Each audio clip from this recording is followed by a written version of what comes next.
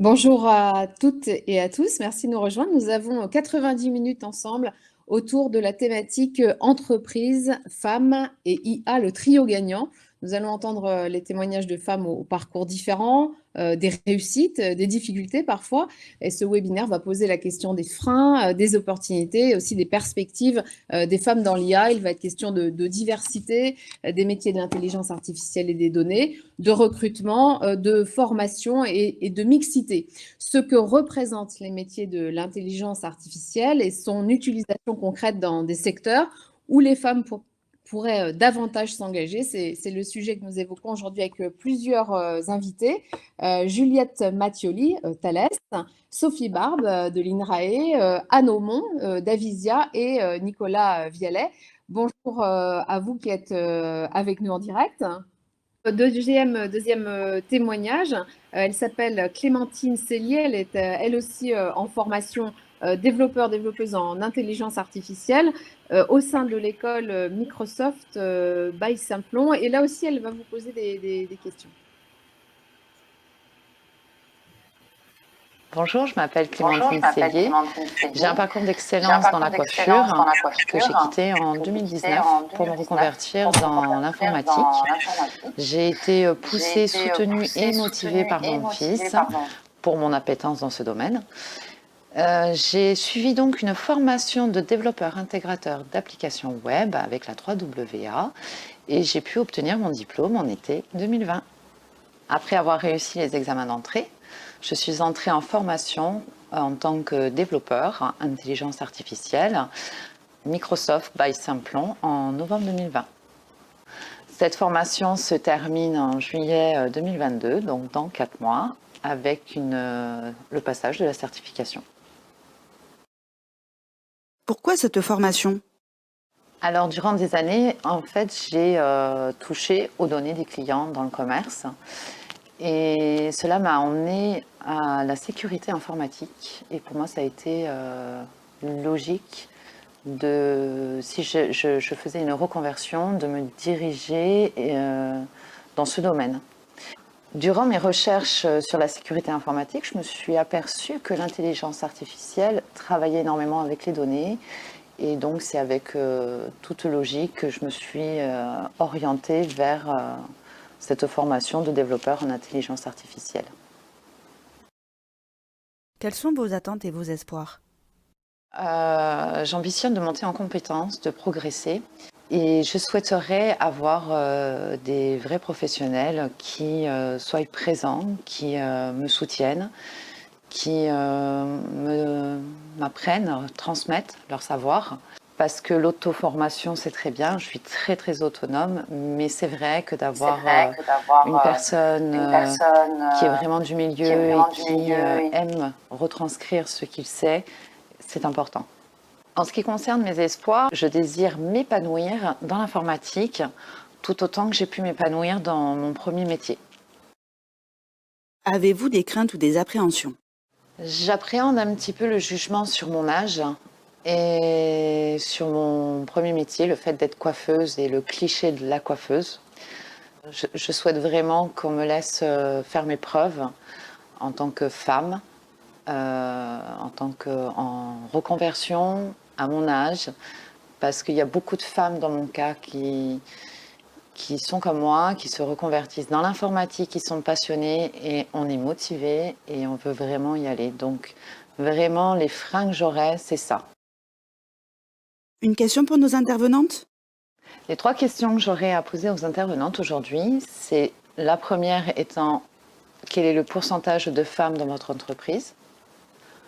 La deuxième, y a-t-il un secteur dans l'IA qui se détache le plus, qui est le plus demandé? Et enfin, la troisième, que pensez-vous des femmes de plus de 40 ans qui se reconvertissent dans ce domaine?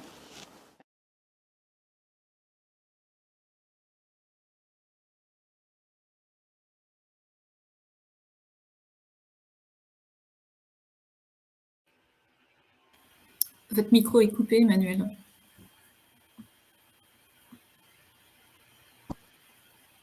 Mon micro était coupé, pardonnez-moi.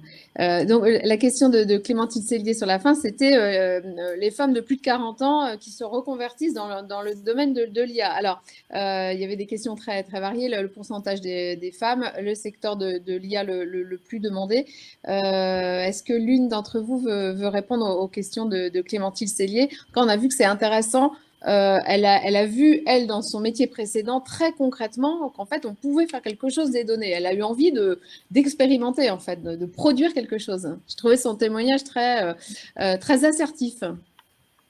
Ouais, c'est ça. Je trouve qu'elle a une vision effectivement très, très claire, très, très fine. En ce qui me concerne, sur le statut de femme plus de 40 ans qui se reconvertit, ben moi j'aurais envie de dire tout simplement bravo. Encore une fois, c'est courageux. Je pense que ce ne sera pas évident parce que forcément, je pense que le taux effectivement d'intervenants masculins ou de participants effectivement à cette session le prouve. Je pense que il y a encore des stéréotypes, il y aura évidemment des freins, mais je pense que les mentalités sont vraiment en train de changer aussi. Et donc, en fonction des routes que l'on croise, je pense qu'effectivement, la formation qu'elle vient de suivre peut être un vrai tremplin pour rentrer dans une nouvelle vie active, une deuxième phase de vie. Il n'y a aucune raison pour que ça ne fonctionne pas. Il y a une telle demande aujourd'hui sur ces métiers-là. En sortant de ce type de formation, on a déjà un bagage certain pour commencer véritablement à apporter une valeur dans l'entreprise. Il n'y a pas de raison que ça ne marche pas. Donc, c'est courageux. Effectivement, il faut s'accrocher effectivement à ce propre objectif et ça ne peut que bien se passer. Chez Avisa, pour répondre également à sa question sur le taux de femmes, on n'est pas trop mal. Aujourd'hui, on est à 40% de femmes dans le cabinet, sur 250 personnes. Donc, on a une volonté forte, finalement, de mixité. Et on y parvient assez facilement, finalement. On n'a pas mis en place de levier très spécifique pour recruter davantage sur une population de femmes, parce que finalement, les candidatures nous arrivent, ou on va chasser aussi ce type de profil, de manière à avoir cet équilibre. Donc là, depuis le début de l'année, on a recruté une vingtaine de personnes. Sur les 20, il y a 50% de femmes. Donc ce taux tend à progresser et c'est vrai que je citais quelques écoles tout à l'heure où finalement le taux de femmes déjà est plus important que la moyenne nationale. Toute école d'ingénierie, d'IA, de data confondue, on est entre 30 et 45%. Donc ça nous aide, nous, quand même, à recruter aussi des profils féminins. Et ce qui est intéressant, je pense aussi en termes de chiffres, c'est que certes, 40% de femmes chez Avisa, ce qui est important de noter, c'est que parmi la communauté de gens qui aujourd'hui sont managers chez Avisa, on retrouve ce même taux. Autrement dit, on offre autant de perspectives d'évolution de carrière et de prise de responsabilité supplémentaire aux femmes qu'aux hommes. Donc la question chez nous du genre, elle ne se pose presque pas, parce que pour une même responsabilité professionnelle, les deux, effectivement, honorent effectivement ce poste, et voilà, la question ne se pose pas. En revanche, on cherche à conserver et à continuer de développer cette mixité. Donc, ça veut dire aussi qu'il y a davantage de femmes dans le domaine des data, des données, que oui, dans l'informatique au sens large, parmi les ingénieurs peut-être. Exactement. Résolument. Sur la partie pure data, statistique, etc., la proportion de femmes est supérieure et elle évolue. Dès que l'on va chercher des profils plutôt data ingénierie, etc., qui viennent des filières plus générales des grandes écoles d'ingénieurs, finalement, ce taux baisse, mais parce que je pense que l'attrait pour les sciences dites dures, finalement, tout ce qui est technologie, ingénierie, etc., est moins fort chez les femmes. Donc, mécaniquement, cette proportion descend. Juliette Mathioli, vous vouliez vous aussi répondre à Clémentine? Oui, alors moi, c'était surtout sur les femmes de 40 ans qui alors, je suis pareil, je dis bravo parce que dans notre génération et la mienne encore plus, changer de métier, c'était pas quelque chose de naturel. Enfin, c'était pas... C'était plutôt des gens qui étaient un peu fous, huluberlus.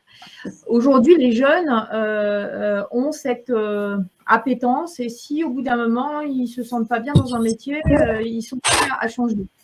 Donc, les mentalités changent et donc, même si c'est très courageux, c'est dans le contexte actuel, hein, c'est plus facile que pour quelqu'un de mon âge. Et puis, on voit aussi des gens qui, même au-delà de 60, 62 ans, qui continuent avec une nouvelle carrière. Donc, moi, j'ai autour de moi des entrepreneurs tardifs, hein, qui se lancent dans l'entrepreneuriat pour leur deuxième vie, quoi. Donc, à mon avis, c'est plus simple, hein, et si par hasard, et j'espère pas, elle rencontre des préjugés, c'est que c'est pas la bonne société et qu'il faut qu'elle aille dans une autre compagnie. Sophie Barbe. Mais je pense qu'elle trouvera son bonheur et bravo à son parcours et vraiment chapeau, quoi. Sophie Barbe, je vous laisse réagir si vous voulez aussi. Oui, juste pour revenir sur ce que disait Juliette. Oui, justement, actuellement, je trouve qu'il y a de plus en plus d'opportunités et de possibilités plutôt de changer, d'évoluer. Pas forcément des changements aussi radicaux que l'on a pu avoir dans le reportage, que je tiens d'ailleurs à souligner que c'est très courageux et je trouve admirable. Là, par exemple, actuellement, justement, moi, je me lance aussi dans l'entrepreneuriat, là, actuellement, ce qui est finalement une nouvelle aventure, donc, à plus de 40 ans. Et je suis donc une formation à HEC. Et ce qui est très intéressant, c'est de voir qu'au sein de cette formation, les âges sont répartis on va dire, de 25 à 63 ans. Donc, il y a à tout âge, actuellement, je pense, des possibilités. Et je trouve que donc c'est quand même très intéressant de pouvoir maintenant avoir cette possibilité. Alors, je ne dis pas que c'est simple, qu'il y a quand même certainement des préjugés encore. Mais je pense que si on est motivé, qu'on a envie, voilà, il faut être sûr de soi et si je pourrais donner comme un conseil et d'y aller. Bon, profitons de cette période où finalement les barrières sont moins, et les frontières sont moins difficiles à franchir que précédemment.